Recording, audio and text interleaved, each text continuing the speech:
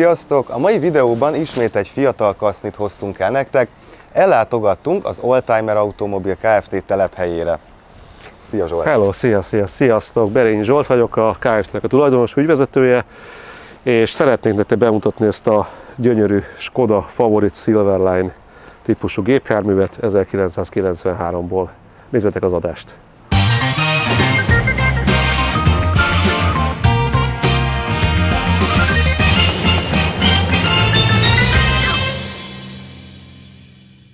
A Skoda Favorit típus története 1982-ben indult el, amikor a Csehszlovák Kommunista Párt felkérte a Bertone stúdiót, illetve Bertonét magát személyesen, hogy készítsen egy olyan autót, ami a nyugat-európai szintnek megfelelő, de egy könnyen eladható, hogy népautó jellegű legyen, és lehetőleg elsőkerékhajtású és ormotoros, mivel a Skoda egészen a 60-as évek közepétől már farmotoros és hátsókerékhajtású autókat gyártott. Utoljára a Skoda Octavia volt, a régi Octavia volt, aminek ormotora volt és hátsókerékhajtása, utána még a farmotorok voltak. 1987. júniusában meg is érkezett ez az autó, ahol a brünói vásáron mutatták be ezt a gépkocsit, nem ezt, hanem magát a Favorit modellt. Óriási sikert aratott, mivel hát a korábbi farmotorosokhoz képest ez egy igen nagy előrelépés volt, mind formában, dizájnban, akár vezethetőségben. Hát a műszaki tartalomban annyira nem volt azért óriási előrelépés, ugyanis a sima régi 120-as motorblokkját kapta meg, annyi, hogy egy alumínium hengerfelt kapott a gépkocsi, de továbbra is karburátoros motorral szerelték egészen 94-ig. A típusai közül a legismertebb ez a gyakorlatilag ferdehátú kivitel volt, ezen kívül készült még kombiba, Forman néven, és készült egy nagyon kevés darabszámban pick-up kivitel is, amiért a gyűjtők most konkrétan ölnek. Készült még belőle egy prototípus, ami lépcsős hátú volt, de az nem került gyártásba, csak egy pár darabot gyártottak le belőle. Az itt látható autó, ez egy igen késői darab, ez egy Silverline felszereltségű Favorit, ami kizárólag 1993 és 94-ben a modell utolsó évében készült. Itt már a Volkswagen gyakorlatilag felvásárolta a Skodát, tehát már ez a Volkswagen System volt az első közös koprodukciója. Amit érdemes erről a Silverline-ról tudni, hogy ez egy nagyon magas felszereltségű volt a sima Favorithoz képest. Ez azt jelenti, hogy először alkalmazták a metálfényt benne, Ronald könnyű fémkerekeket kapott egy nagyon szép ilyen kagylósított belső terejű üléseket, első ködlámpákat, lámpamosót, ami abban az időben egy óriási fejlesztés volt ennél az autónál, pedig hát mai nap ez nem egy nagy dolog. Fordulatszámmérőt és 5 sebességes váltót. És mi ennek a konkrét példánynak a története? Hát ez egy Magyarországon átadott autó volt, ennek gyakorlatilag 1993-tól 2020-ig egyetlen egy gazdája volt, egy professzor úr. Ez nála volt ez a kocsi, végig 120 000 kilométert futott az autó, folyamatosan garázsba volt tartva, és végig szakszervizbe volt szervizelve. Tehát az összes kilométer az dokumentált, mai napig a szervizkönyve az autónak meg van vezetve. Ha gondolt, szívesen meg is mutatom ezeket a kis papírokat. Először is megvan neki a két gyári kulcsgarnitúrája, egyik az benne van, másik pedig itt. Hát ezt lehet látni, hogy szerintem az életben nem volt betéve, még a felcímkézett Skoda szalomba felcímkézett kis matrica is rajta van. Kis tábla, amivel lehet pótkulcsot rendelni, illetve hát itt van neki a dokumentáció, ezek a számlák, amikkel felett újítva a fék, meg egyéb dokument. Megvan neki a szervizfüzete. Jogi tanácsadó. Így van, igen. Ez is egy korabeli 94-es kiadvány, hogyha külföldön karambolt szenvedsz, akkor mit kell csinálni, az autóknak volt egy kiadványa. Hát már ez is egy kortörténeti emlék. De igazából a lényeg ez a szervizfüzet, ami abszolút igazolja azt, hogy ez a kocsi végig szakszervizes volt.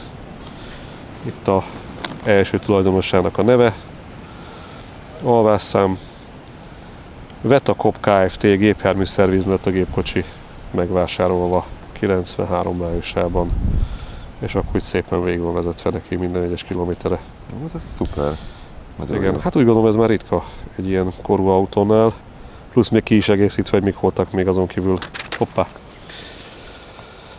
rajta javítva. Úgyhogy gondolom, hogy egy ilyen dokumentumos, vagy pedigrős autó azért már ritka egy ilyen, főleg egy Favoritnál, amit azért régen nem annyira vigyáztak meg, tehát azért sok autó tönkrement így a napi használatba. ennek szerencsére borzasztó jó gazdája volt neki, úgyhogy látszik is az állapotán, hogy abszolút restaurálatlan, eredeti állapotú autó.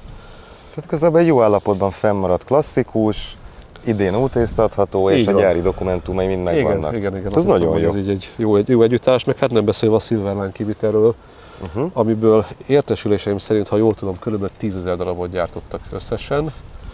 Ezen kívül volt még a Blackline kivitel, ami hasonló, tehát ugyanabban az időben jött. Az csak fekete színbe került legyártásra, kicsit más volt az alufeldé, és annak volt egy tetőablakja, annyi volt más, mint a Silverline. Nekem egy kicsit ez a szín talán szebbé teszi az autót, mint a Blackline, az is egy nagyon ritka kivitel. Itthon leginkább a kombi, a formalokból jött Blackline kivitel, azt hiszem abból talán többet adtak el. Ebből nagyon keveset, tényleg, és viszonylag drága is volt ez a Silverline, tehát akkor ebben az időben ennyi pénzért már egy jó felszereltségű Ausztrát lehetett kapni. Az szép. Úgyhogy tényleg Skoda mániásnak kellett annak lenni, aki ilyen autót választott abban az időben. Szuper. Szerintem nézzük is meg a belterét. Jó, nagyon szívesen. A belterében, ami érdekesség, ez a nagyon szép ilyen kagylósított ülések, egy érdekes jópofa kárpitozással, bőrváltógomb, 5-ös váltóval, egy nagyon szép kormánykerék, és gyárilag Blaupunkt rádióval adták ezeket a modelleket át, Blaupunkt hangszóró és Blaupunkt rádió. Ez már abszolút a nyugat felé nyitásnak volt az első jele, hogy már úgymond nyugati termékek is belekerültek ezekbe a ex-kelet-európai autókba. Lámpa, persze kazettás abban az időben, nem volt még CD lejátszó, illetve talán akkor indult el vagy a compact disk térhódítása, ez még egy kazettás magnó. Amit oldalt van egy matrica az ablakon, egy ilyen kéz és egy kód áthúzva. Így van, ez a Blaupunkt rádiónak volt hát akik Blaupunkt rádióztak annól, azt tudták, hogy ez bele volt téve mindig a leírásba, ez igazából annyi, hogy kóddal védett a rádió, tehát hogyha ellopják a rádiót, akkor nem tudják felhasználni. Igen, ha már matricákról beszéltünk, igen, viszont egy érdekesség mutatnék nektek, hogy a Silverline-nak volt egy oldal matricája, innen lehet tudni, hogy egy autó Silverline és gyári, hogy ez a matrica rajta van. Igazából én nem láttam miben utángyártás se, tehát ez amikor rajta van, az biztos, hogy eredeti. Valamint láthatték még ezt a kizárólag ólómentes benzin matricát, ami, hát hogyha nagyon néznék, akkor kb. 5 mosás után eljönne róla, hogyha a géppel, de látszik, hogy a kocsi nem volt gépi mosásra használ, mert tökéletes rajta a matrica. Amúgy ez a színezés engem a korabeli VHS-ekre emlékeztet, azok szokott ilyen reklámja lenni. Igen, abban az időben ezek a színes neon színek, ezek így nagyon, nagyon bejöttek. Most megint visszajött a divatba, amúgy így a mostani időszakban. Csomagtartót megnézzük? Persze, nézzük meg azt is. Amúgy a hátulján GLX felirat szerepel, tehát igazából maga a felszereltség az GLX, ez a Silverline, ez maga a fényezésnek szólt, meg a alufelninek. Na, Tök szépen. Igen. Kicsit most van benne anyag. Igen, itt most a kicserélt alkatrészeknek ja, tényleg hűtőt is kell benne cserélni, de jó, hogy látod, még kinyitottuk, még látom. Igen, a vízhűtő az csöpögött, úgyhogy vettünk bele egy új hűtőt, új lengéscsillapítókat kapott, szűrőket. De hát itt megvan még az első segélyfelszerelés. Ez az eredeti? Hát... Vagy korabeli?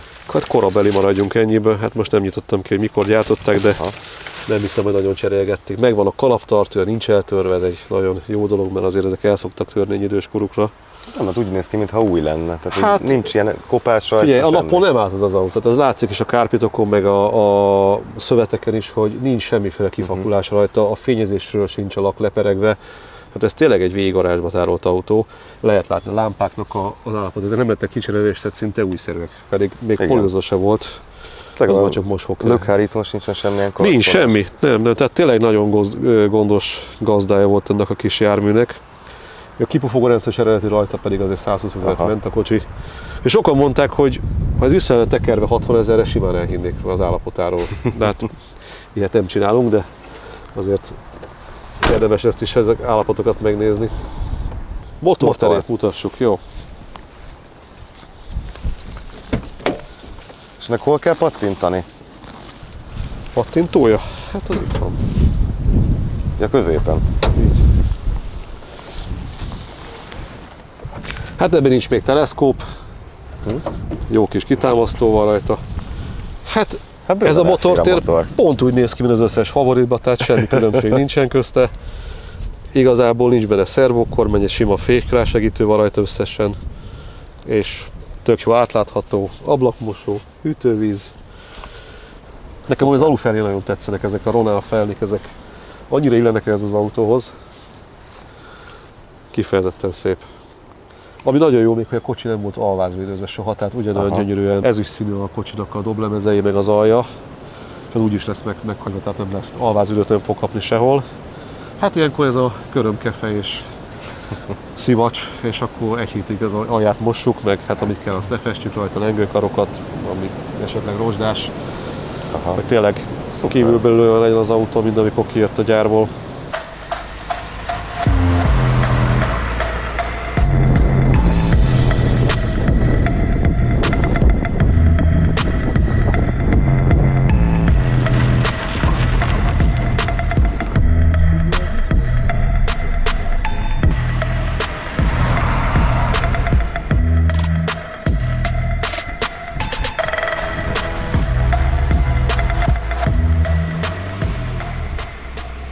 Köszönjük, hogy ma is velünk tartottatok, ha tetszett a videó, iratkozzatok fel, hogy ne maradjatok le legújabb klasszikusainkról sem. Sziasztok! Sziasztok!